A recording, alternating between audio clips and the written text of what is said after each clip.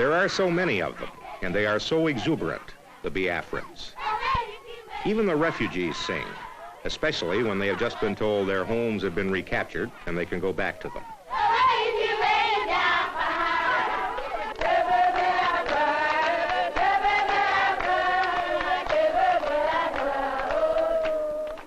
They sing when they get their daily meal.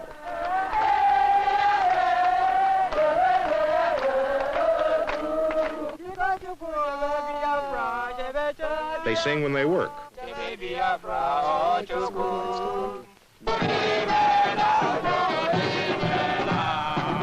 They sing when they practice army marching. No guns, no shoes, but a song that goes something like, "Thank you, General Ojukwu, for giving us the medicine with which to fight our enemies instead of being murdered in our beds."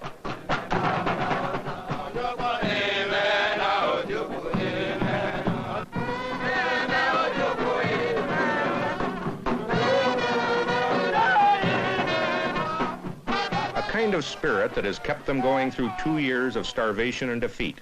A spirit that arises partly out of fear. Fear expressed by Chief of Staff Philip Effian. I am sure that if the Nigerians can control our links with the outside world, our radio links and our air links, so that we are completely cut off and they are in control of everything here, I am quite certain that they will really go to town and murder everything in sight. A spirit and a self-confidence that has kept trucks rolling somehow, armies growing somehow, life organized somehow, in a nightmare period in which 1 out of 10, at least, of all their countrymen have died of starvation. This is Lagos, capital of all Nigeria except Biafra. It is difficult to imagine that this is the headquarters city of a military government mobilized to fight a bitter civil war. But there is hardly a uniform in sight. The fact is that Nigeria is not really mobilized. Only a few thousand square miles of a nation more than 100 times that big are touched by that war. There are no shortages. There is no starvation.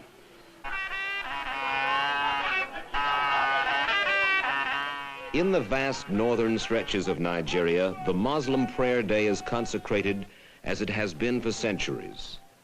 And there is not a soldier to be seen.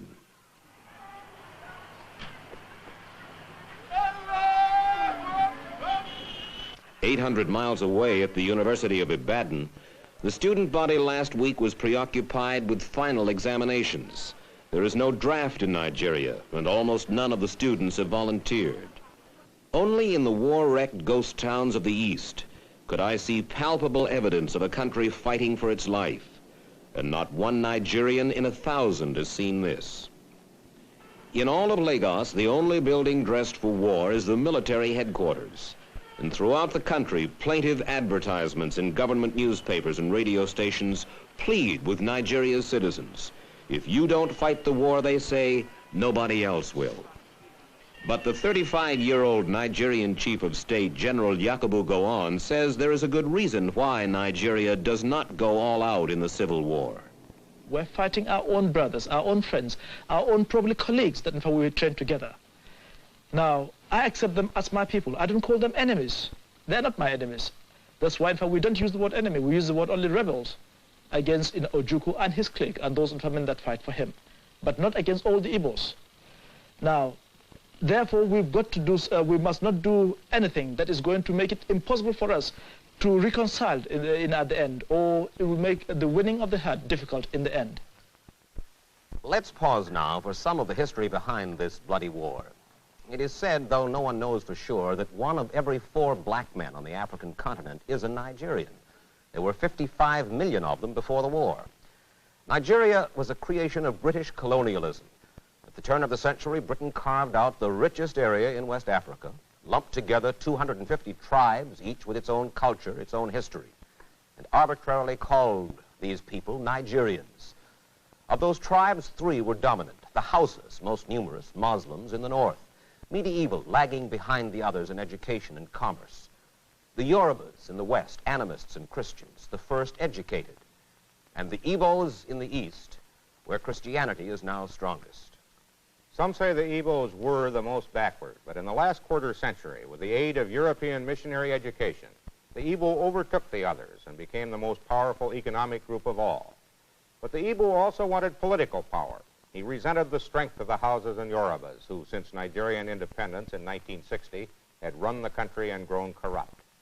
Riding a wave of popular discontent, Igbo and other military officers in 1966 succeeded in a coup d'etat. They executed key non-Igbo politicians and several of the top non-Igbo military officers. For a while, it seemed the country applauded the coup. But once in power, this new Igbo-dominated government was felt to be guilty of the same corruption as the previous government. Additionally, Igbo merchants and civil servants all over Nigeria began showing a newfound arrogance and sense of superiority, building a resentment that culminated in a wave of terror against the Igbo. Estimates of the number of Igbo massacred in northern Nigeria range from 7,000 to 30,000. Surviving Igbos abandoned their homes and businesses. Millions of them fled to the Igbo heartland in the east. There, led by the charismatic Ojukwu, army officer, son of a wealthy Igbo family, they seceded, proclaiming Biafra an independent nation. To begin with, Biafra claimed this corner of Nigeria, which included territory containing several minority tribes, some of whom did not support the Igbo cause. Following Biafra's secession in 1967, Nigeria invaded from the north. Biafra struck back across its own boundaries, conquered and held for a while territory in federal Nigeria. But in 2 years of war, federal Nigerian troops have whittled down Biafra from over 50,000 square miles to little more than 3,000. The fighting in this war is sporadic. There are few fixed military positions, no real front lines, many hit-and-run raids by both sides, and an occasional big battle for a city or a road junction. This is Nkwalo Junction, right now about 3 miles behind the furthest advance of Biafran troops to the south. There was heavy fighting here in early May as the Biafrans retook the town. Nkwalo Junction is 25 miles from Port Harcourt, a major seaport and refinery city the Biafrans want back. The Biafran troops we found at this road junction were a ragtag collection, looking more like irregulars than the frontline soldiers of the 14th Division, who are currently engaged in Biafra's most successful offensive of the war. How the Biafran army succeeds, armed as it is with an odd-lot collection of weapons, is a puzzle. Some at the front carry communist-made AK-47s, like those used by the Viet Cong. Some only World War I bolt-action antiques. Others modern British semi-automatics.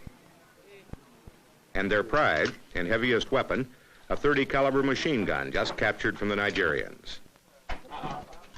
Much, in fact, of what the Biafrans are now using against the Nigerians, they have taken from them.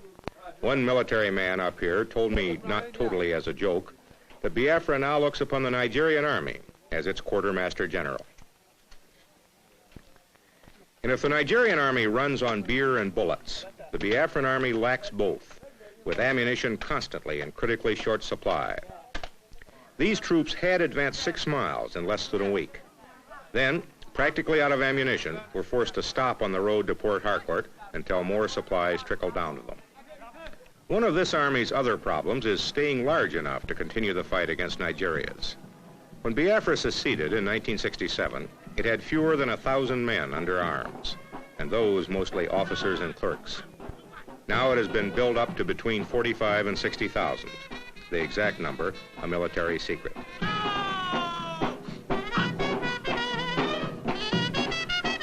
Volunteers made the original army buildup easy. Now conscription of virtually all able-bodied young men is underway.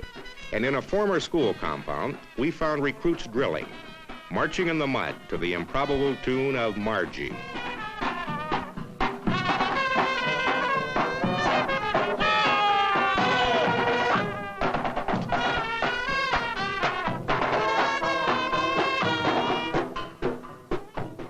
These new soldiers are also taught the rudiments of jungle warfare and ambush, to be used against an enemy which holds most of Biafra's major cities, several vital road links, but not too much of the countryside.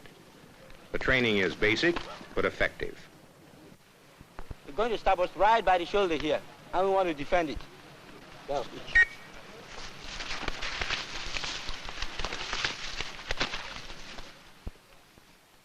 And here I met a young trooper, a very young trooper in the Biafran Army.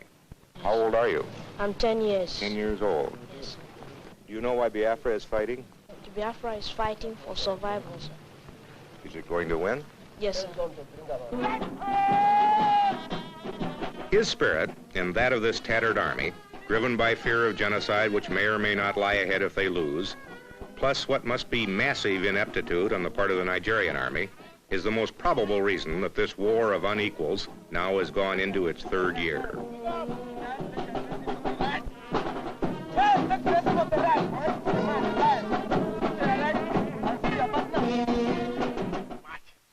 Nigeria before the war had an army of just 6,000, and they were professionals, their officers trained by the British. They served with distinction as part of the UN force in the Congo. But then Biafra declared its secession, and all of the Igbo officers and men, some of the best, left to become the nucleus of Biafra's army.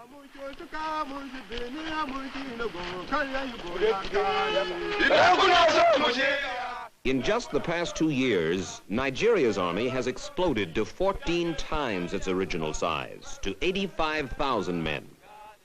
Recruits who used to get 6 months of training now get a mere 6 weeks. They are volunteers, most of them illiterate, just out of the bush, with little sense of nationhood. Their leaders tell them that they are fighting for one Nigeria, but that does not, it cannot have the same urgency for them that mere survival has for the Biafran. A Nigerian soldier may volunteer because he needs a job, or because army life appeals to him as the good life. Besides his uniform and the prestige that goes with it, he gets a comfortable ration of beer and cigarettes. And the pay, at $40 a month, is not bad. His leaders are not aggressive. Most military observers credit what success the Nigerian army has had so far chiefly to their lopsided superiority in firepower furnished by the British and the Russians. It is said only half in jest. The Nigerian army has so much firepower that they use ammunition as a defoliant.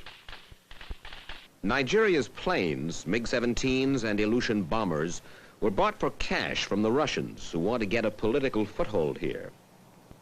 Most of the planes are flown by Egyptians, who are characterized as wary of anti-aircraft fire, therefore less than enthusiastic about going after military targets. That, it is suggested, is one cause of the high civilian casualties in the air raids on Biafra.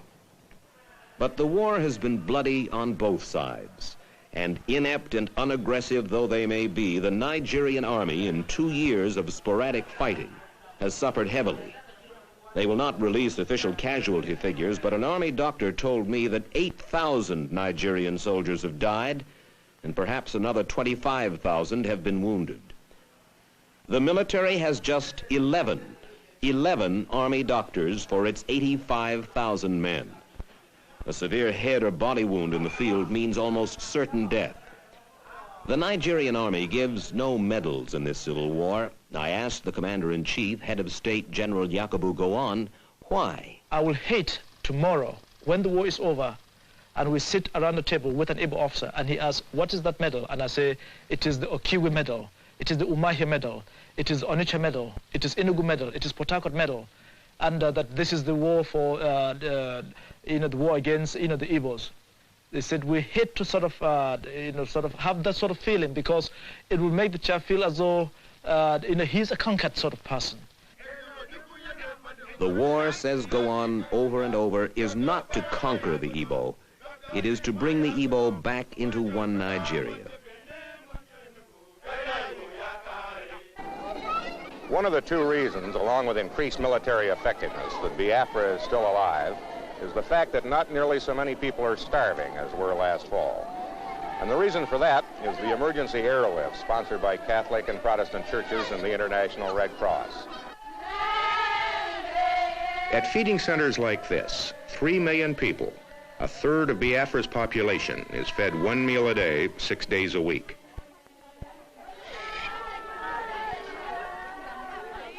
At best, it is a subsistence feeding, just enough to prevent starvation. A ball of cornmeal laced with powdered milk. Perhaps some vegetables, a small piece of fish, and some soup. All handed out early in the morning to millions of people who would have died were this food not flown in nightly to several Biafran airstrips carved from the jungle.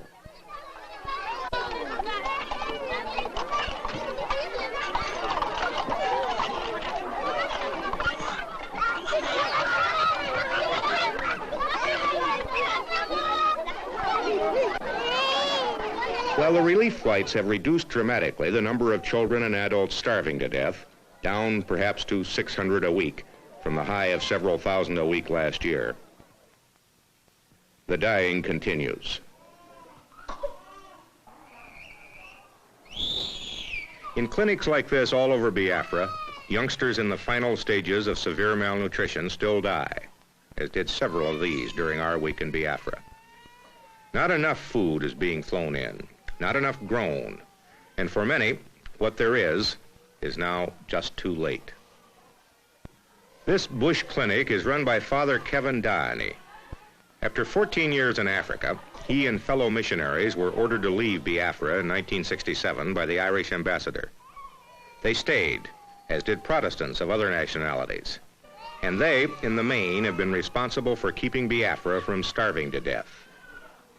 How hard has the war been on the Igbo civilian population? How many people have died, would you think, Father? I would think that we've gone into the 2nd million.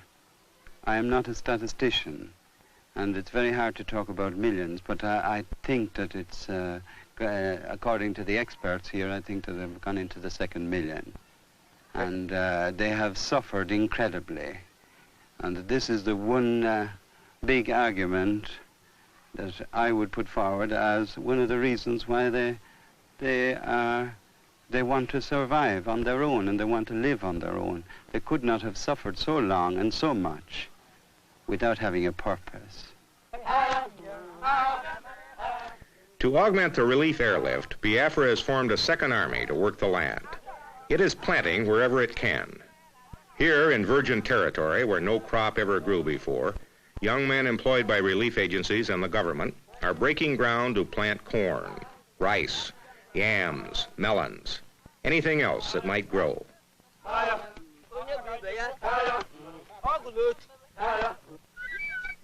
And this, like everything else here, is conducted with spirit, emotion, and beauty.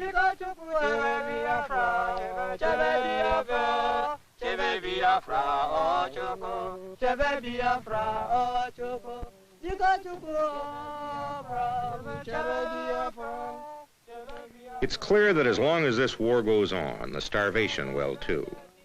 Any break in the relief airlift, I was told, any crop failure in the next few weeks, and graveyards like these that dot Biafra and contain the bodies of the young and innocently dead will multiply.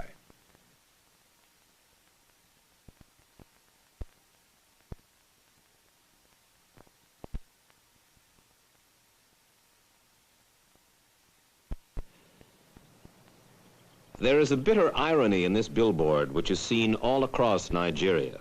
For Nigerian babies have not been healthy babies.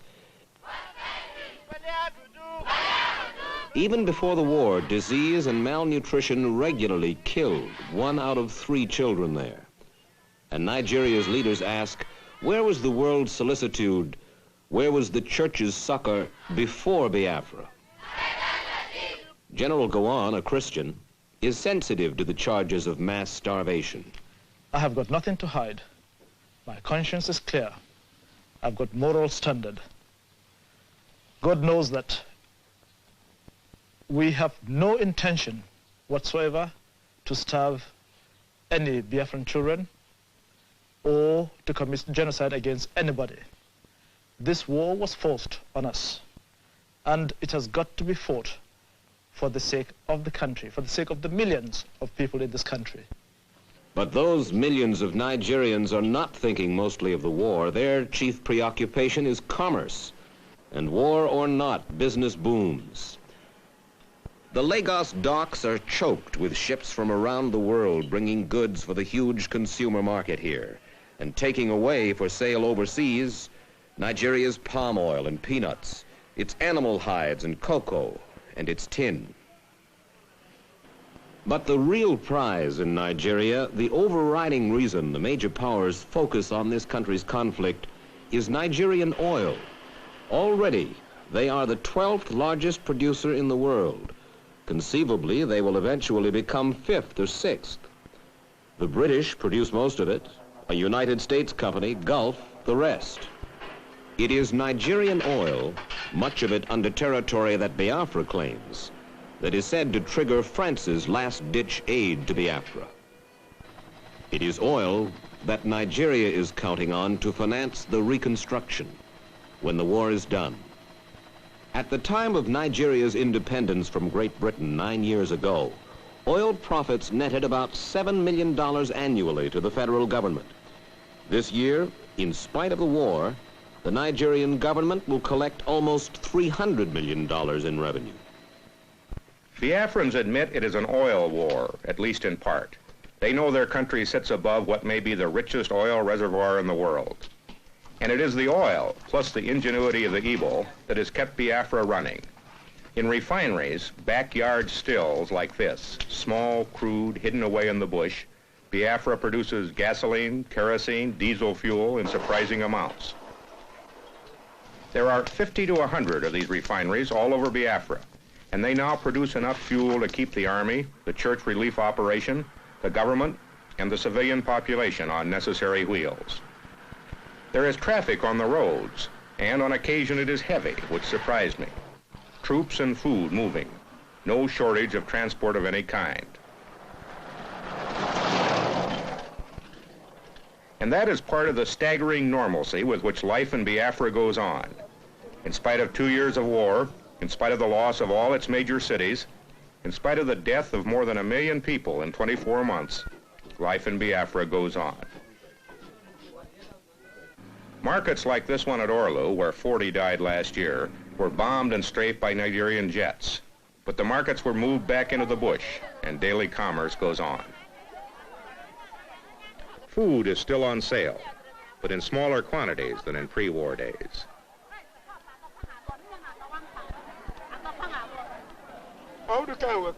Basic services are still being sold for Biafran pounds. Wartime inflation has forced prices up. Clothing costs have tripled. Cigarettes sell for $20 a pack. Inflation aside, life in Biafra is so normal that even the judicial system has not faltered. Back in the bush, a civil trial to settle a land dispute. Hardly the thing we thought we'd find in a supposedly defeated country about to be overrun. And in areas just recaptured as the Biafran army pushes south again, in cities like Owerri, where damage was heavy, after obviously heavy fighting, the business of cleaning up and putting things right started almost as soon as the area was secure. Owerri, after being in Nigerian hands for 7 months, is expected to be a fully functioning city in a matter of weeks, making room for refugees who already are starting to return, and for whom the first Mass of Thanksgiving in the unfinished and war-damaged cathedral was an event of paramount importance. They had to suffer first of all from the air with the bombing and the strafing that left so many of our civilians dead. They had to fight at the front where so many of our young men have died. We have become, most of us, refugees. We have lost our property. We have nothing of our own. That suffering we have known for the past 20 months. That suffering we still have. But we live in hope that that Holy Spirit will come down on us, that he will enlighten the minds of our leaders, and that they will lead us to a true and just and lasting peace.